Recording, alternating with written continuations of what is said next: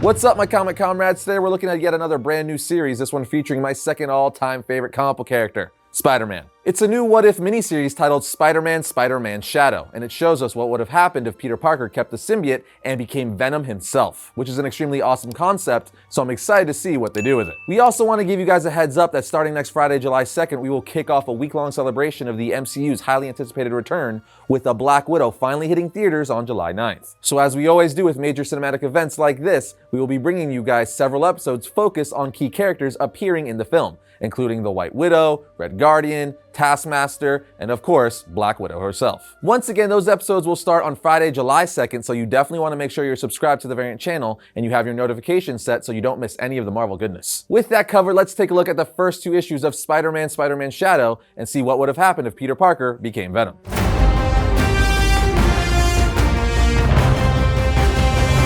Starts off with Peter having a nightmare as the symbiote is chasing him as he sees Black Cat, MJ, and Aunt May, and Gwen Stacy saying, "Your best? Is that really true? If you did your best, then why did so many people you love die?" As they keep repeating the word die. Peter then wakes up in a panic saying, "I didn't, I'm doing my best." He then gets out of bed telling himself, the nightmares keep getting worse. Things have been stressful, sure, but when aren't they? Aunt May isn't talking to me since I dropped out of school, and I've been messing things up with MJ and Black Cat. No chance of going back to sleep now, so may as well get some fresh air and shake this off. As he puts on his symbiote and starts web-slinging through the city. He then says to himself, the only easy thing in my life lately has been this suit. Alien material that doesn't need laundering after a night out fighting bad guys. It's got unlimited webbing, responds to my thoughts, heck, it could even mimic other clothing. And part of me misses my classic look, as the symbiote starts to mimic Spider-Man's classic costume. Right after this, Spider-Man finds two muggers who are trying to steal a purse from an old lady, but he makes quick work of them. After saving the old lady, she thanks him and Spider-Man swings away saying, I wish I didn't feel so tired all the time. I guess I should probably cut this short and try to get some actual sleep. But the symbiote says no, to which Peter says, what was that? Man, I'm more tired than I thought. Back at his apartment, Mary Jane wakes Peter up from another nightmare that consists of Ghost Rider asking, who are you? Peter, being startled, knocks Mary Jane back, at which point she says, Peter, it's me, it's MJ. What the hell? Peter tells her, oh my god, Mary Jane, I'm so sorry, I've been having these nightmares. MJ says, it's fine, it's actually why I'm here. I'm sorry I walked out the other day. Knowing you're Spider-Man has been hard, Pete. It's hard accepting you have this dangerous double life with situations of people I can't even wrap my head around. I wanted to run from it, but I'm your friend. I could see you're unraveling. Peter just looks at her saying, I'm fine. She tells him, you're not. You're not sleeping. You're dark. Even this new look of yours, this doesn't feel like you. She then grabs his new suit and says, what is this thing made out of? He tells her, it's not from around here. Peter then puts on the symbiote once again and starts swinging through the city, talking to himself, saying, I can't solve all of Peter Parker's problems, but I can at least do something I've been meaning to do for a while now, and that's let Reed Richards finally check out my suit. But before he can go to Reed Richards, his spider sense goes off as he sees Hobgoblin just set off an explosion. After a quick back and forth with Hobgoblin, Spider-Man uses his webbing to throw a car at him. Spider-Man then walks over to him saying, I'm tired of this. Tired of you. Hobgoblin asks, bad day, Spider-Man?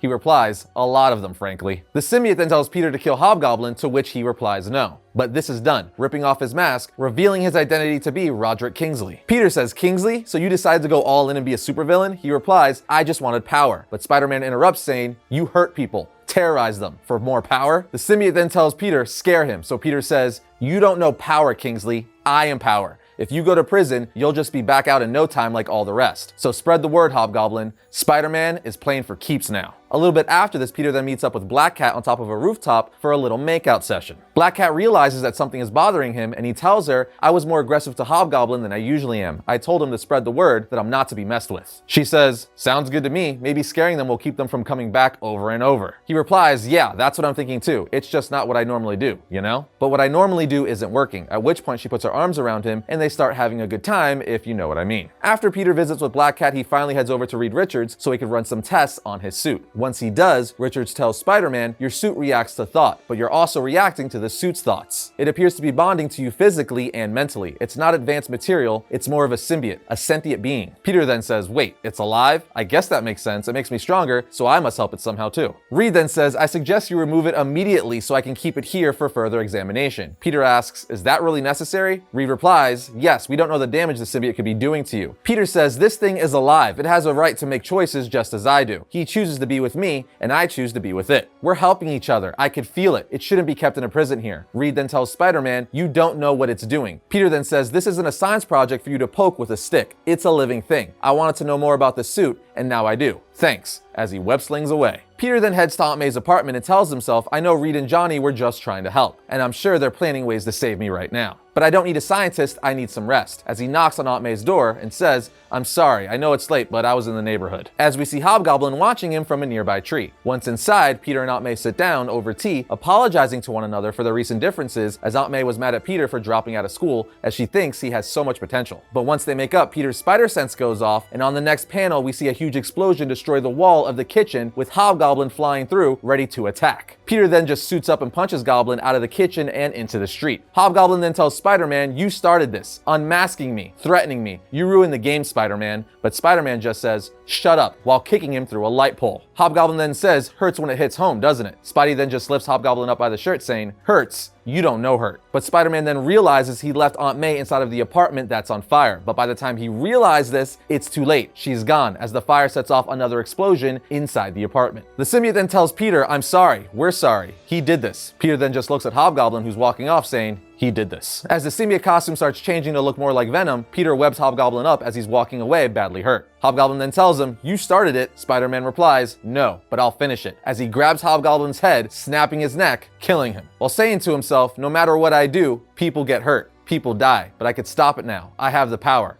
It's time to use it. And that's the end of issue 1. So let's jump into issue 2. Issue 2 opens up with Peter talking to the symbiote in his mind saying, I had it wrong. I have power. I have responsibility. But what is that responsibility? To save people, to keep them safe. But I never keep them safe. Not really. I pretend to put men in goblin masks in prison, but prison to them was justification. Time to plot and plan. And those plans led to murder. Gwen, her father, May. Letting those bastards live was as bad as letting that robber run by me, letting Uncle Ben die. The Venom symbiote then says, your responsibility, but now our responsibility. On the next page, we see Peter walking through the streets of New York saying, I thought it would feel worse, taking a life, taking Hobgoblin's life. The symbiote then says, it's nature. Things live, things die, things forfeit the right to life. Peter then says, yes, but I feel shame. I don't want people to find out. I don't want Mary Jane to know. The symbiote then tells Spider-Man, but if people fear you, no one does wrong. Peter then says, I don't want people thinking I'm a murderer. As he looks at the front page of the Daily Bugle, which asks the question, Spider-Man, threat or murderer, with a picture of Hobgoblin's body. Elsewhere, we see Kingpin reading the Daily Bugle asking Wesley, is it true? Did Spider-Man do this? Wesley replies, it appears so, sir. Kingpin says, unfortunate. The only thing that made superheroes tolerable was their moral codes. Nuisances, but never any real danger. My criminal empire can handle a 5% deficit due to Spider-Man's interference, but it cannot tolerate my death. Wesley, let's make some calls, shall we? Meanwhile, back at the Daily Bugle, we see Robbie fighting with Jonah, as he always does, saying, you can't just put in the paper that Spider-Man is a threat. But Jameson replies saying, Spider-Man is a murderer. A man with that kind of power lawlessly beating up masked people with no oversight, it was a short step. And you were too blind to see it. If we ran the Bugle your way, we'd have headlines like, somebody shot JFK. I trust my gut. I trust my eyes. And on the next page, Spider-Man comes crashing through Jonah's window. Jonah says, Robbie, call the cops. Tell them we just had a murderer break in. Spider-Man says, do it, as he grabs Jonah's hand and puts it against the wall saying, I don't care anymore, Jonah. As he continues to crush his hand into the wall saying, isn't this what you wanted? You've been whipping up this city for years telling them I'm a criminal, when all I've ever done was help people. Well, looks like we both got what we wanted. I'm helping people more now that I'm a criminal, as he breaks Jonah's hand. Before Spider-Man leaves, he says, if I see one more word about me in your paper, I'll break the other hand. Elsewhere by the Statue of Liberty, we see Johnny Storm talking to Reed Richards as the two of them are looking for Spider-Man. Meanwhile, back at Peter's apartment, Mary Jane walks in on Peter sleeping in his symbiote suit. She then asks, Peter, is it true? Is it true what the paper said about Spider-Man? He then pauses saying, I could have saved her, MJ, if I made the decision earlier. MJ asks, the decision? He replies, who should live? Hobgoblin, a piece of trash underworld killer, or Aunt May, the kindest person I've ever known? It's decisions, MJ, life decisions, and they're not for everyone, but I have the power to make them, which means I'm finally making them. As he jumps out of the window swinging through the city, Pete says to himself, this is horrible. I can't stand it. MJ knows what I've done. But the Venom symbiote just says, what we've done. Humans won't understand. They live in fear of their choices.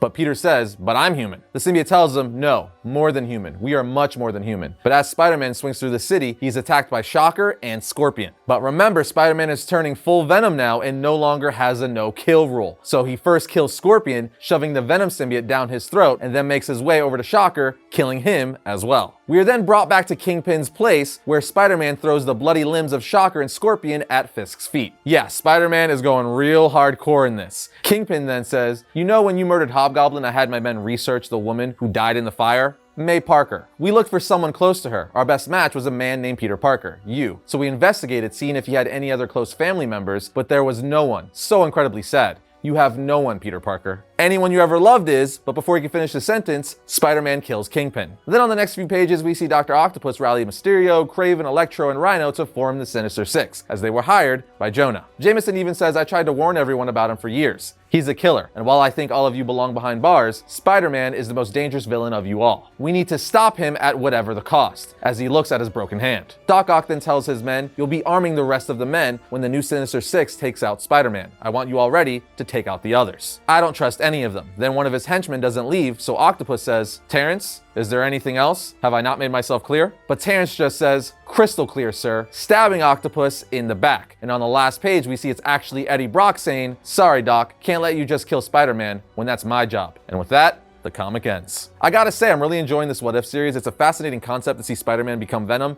and a full-on killer. And he's killing villains violently, only 2 issues in, and he's already killed 4 villains. I'm so curious to see what happens in issue 3. Who will be next on his list? I have a feeling he's gonna end up killing Jameson, which would be nuts. But yes, I'm definitely enjoying seeing Spider-Man go evil, becoming Venom, but what do you guys think of this miniseries? Do you like it? Let us know down in the comments. And that's gonna bring today's episode of Variant to a close, but if you enjoyed today's video, be sure to check out this one right here. And if you like all of our content, be sure to subscribe, like, and comment. It always helps out the channel. But other than that, I'll see you guys next time when I talk about all things comics.